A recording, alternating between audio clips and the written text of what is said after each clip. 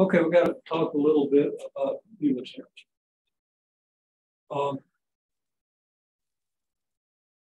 If you have this thing.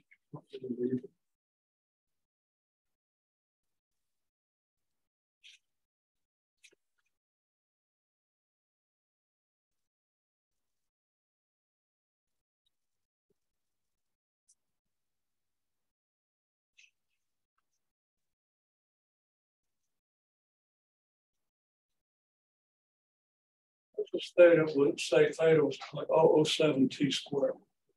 Okay. And this is in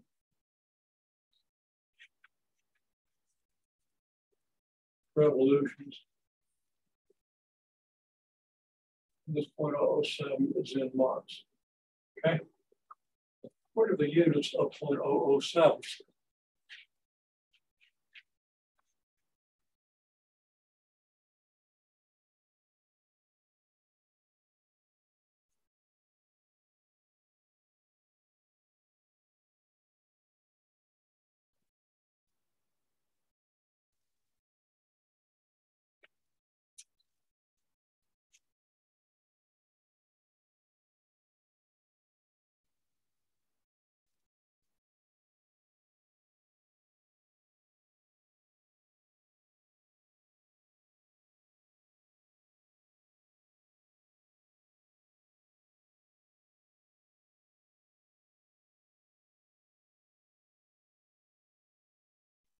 The units of this have to equal the units of this times the units of this.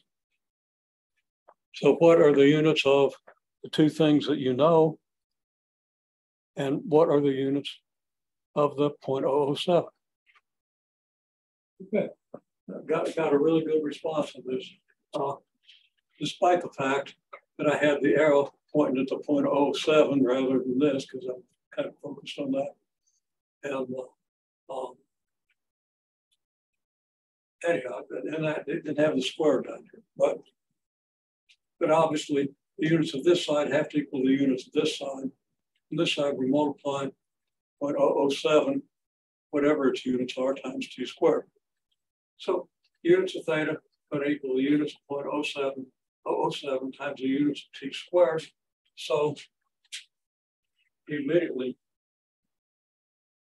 conclude that the units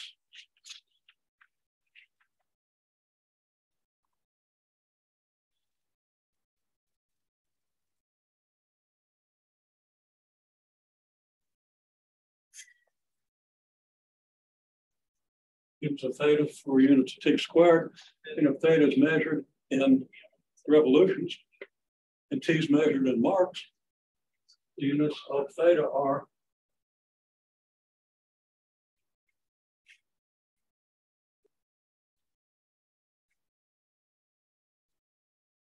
revolutions per Mach squared. Okay. Now we just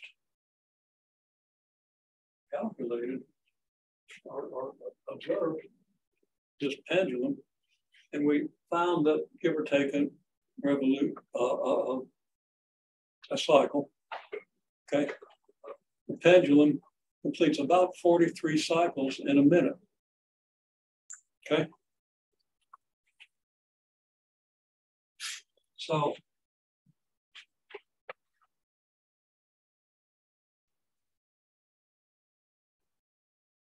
the 43 Marks a minute.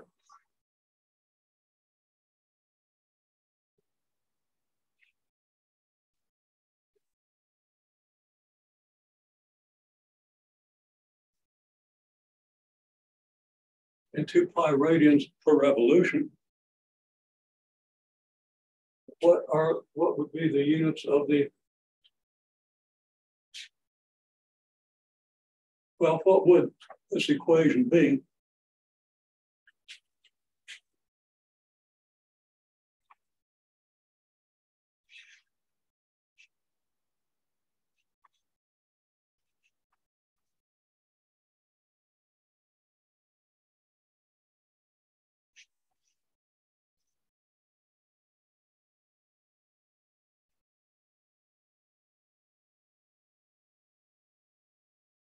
if theta is in seconds and t is in radians.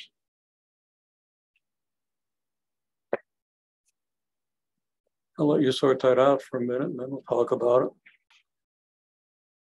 Okay, so answer 0.007 revolutions per Mach squared. And somebody suggested using 43 marks over 60 seconds. That's not going to quite work out, but you invert that 60 seconds over 43 marks. Tells you how many seconds a mark takes, okay?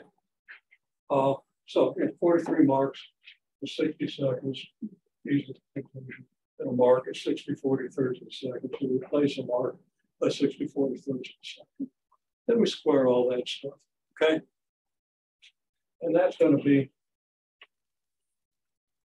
0.007 times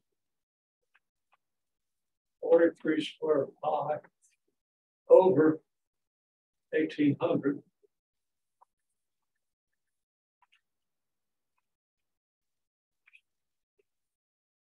radians per second squared. And 43 squared is pretty close to 2000. So that's pretty close to just pi. But it's a little more, 10% more. So I'll add about 3.4 times 0.007.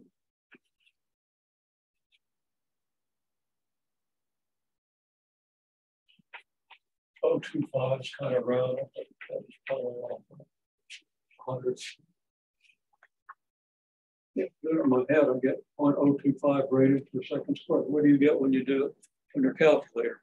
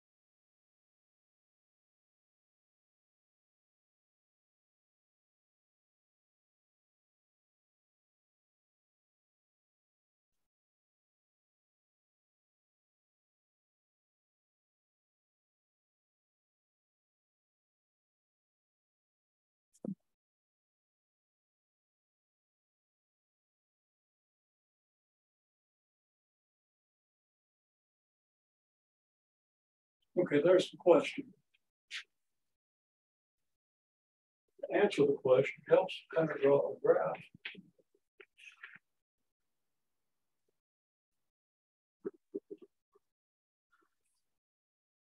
Omega is going to be linear.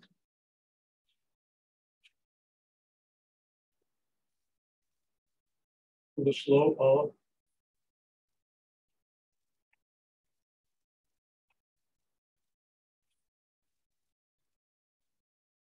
-0.004 radians per second squared. Okay. Now, we do a 30-second time. Let's say from here to here.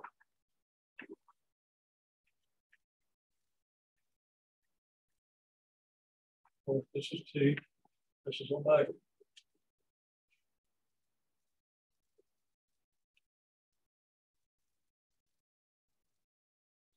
What point on this curve do we know the coordinates of?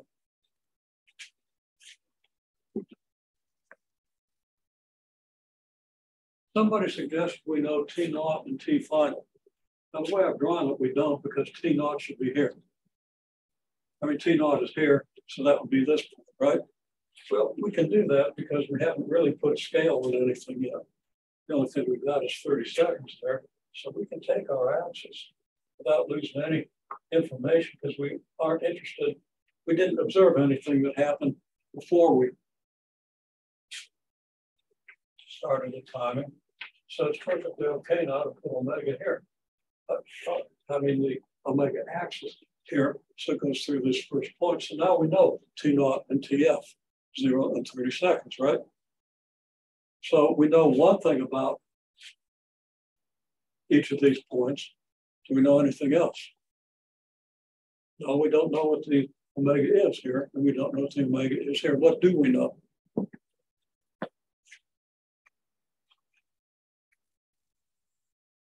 Okay, so omega is linear in T. We're assuming that because we said we have a slope and a straight line. Pretty straight. Okay, we got this information. Omega is linear, then on this interval, at what point in this interval will we achieve omega bar, average value of omega? Midpoint, right? So now,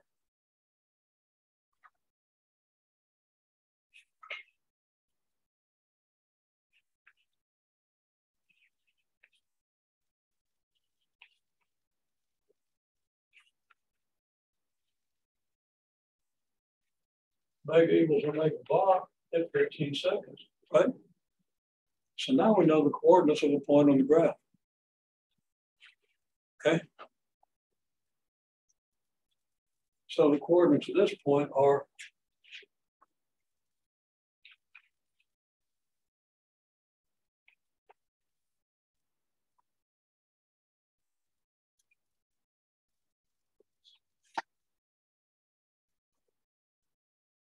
(15 seconds) and 1.2 radians per second. Okay. So what are the coordinates of these 2 points?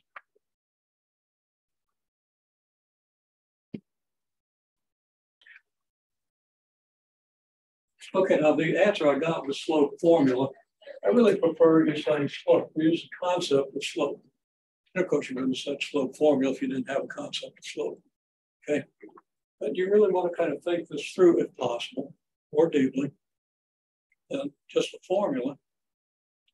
This thing changes at 0.004 radians per second every second. So in 15 seconds, it's going to change by negative 0.06 radians per second. Okay? That makes sense?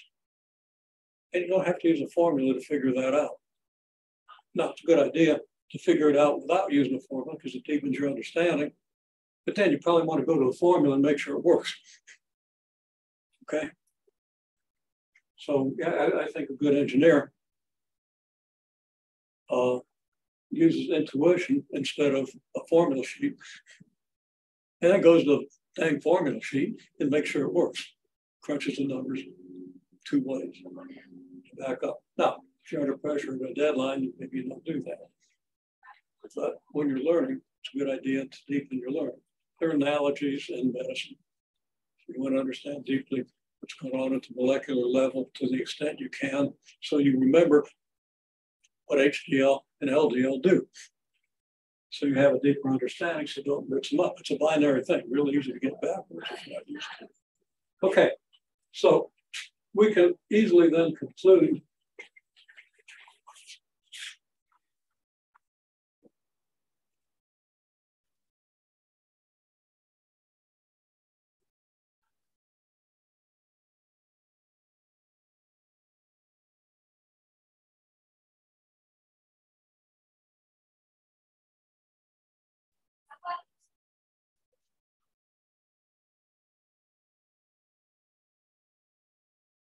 okay. Well, now we've got the equation for omega. Okay. So now omega equals negative 0.004 radians per second squared plus 1.2 radians per second.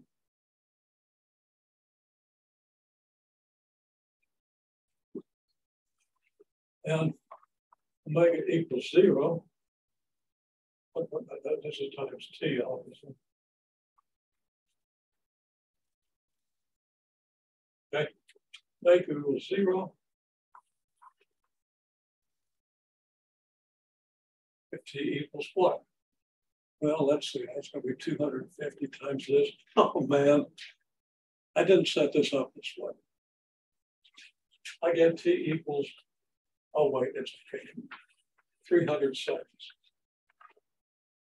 Now, if I read the clock correctly, it was 6 minutes, 360 seconds. I might have read it because I didn't read it very carefully, didn't write it down. Might have been 5 minutes, in which case I nailed it. Okay. And that would be good confirmation that omega is constant. It was moving kind of fast. I don't think omega was constant. I think one of your higher order approximations would do a better prediction, would probably get you closer to 6 minutes, because remember, alpha is decreasing with time. Okay, you can see that from your equations. You can see that from the graph of the, especially the cubic model, where you have an omega that's a quadratic function with a negative coefficient of t squared, meaning you have an upside down parameter. Yeah. Now look, I don't know if what I just said makes any sense, but you understand what you'd want to look at, okay? So just reverse what I think.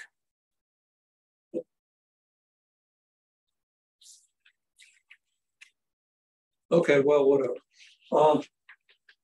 It's one of those binary things again. My mind just flipped the wrong switch and it's stuck up for a minute until I draw it out. Okay. Okay, you understand that that's the kind of prediction we can get from these functions, and we can compare these different models. And that's something we do in experimental physics. So everything we've done this week is basically experimental physics, but we've also derived the whole first 2 chapters of the book. We just don't know it yet, because we don't have a book, and I still haven't heard from Pearson. So I'm going to go to the bookstore and see if they can help get Pearson's attention if they want our business anymore. Okay, but for now, we'll stick with experimental stuff because it really gives us a great foundation, and great foundation in the whole way science works. Okay.